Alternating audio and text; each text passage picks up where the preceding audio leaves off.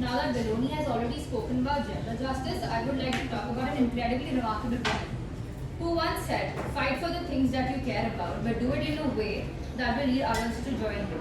The American Supreme Court Justice Ruth Bader Ginsburg, who passed away in 2020 after serving for 27 years in the Supreme Court of America.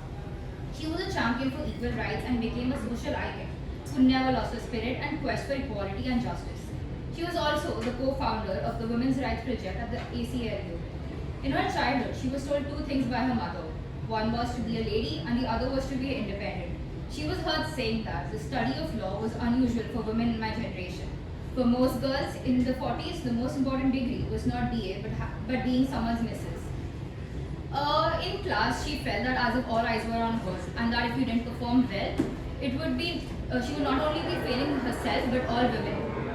The landmark judgment of the United States versus Virginia, in which she wrote the majority opinion, striking down the Virginia Military Institute's traditional male-only policy. The 7-1 ruling said that the BMA violated the 14 Amendment's Equal Rights Protection Clause. She said, women seeking and fit for a BMA quality education cannot be offered anything less, wrote Ginsburg. Some of her most memorable opinions were dissents. Among them, the Gonzalez versus Farhart, which the American court upheld the Congress' partial birth abortion ban after 2003.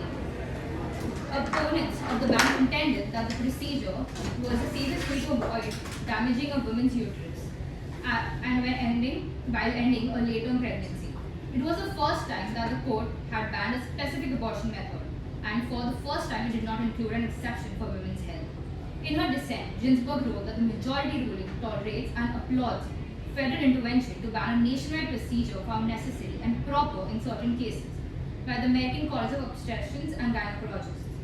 In candor, the Act and the court's defense of it cannot be understood as anything other than an effort to chip away at a right declared again and again by this court with increasing comprehension of its centrality to women's lives.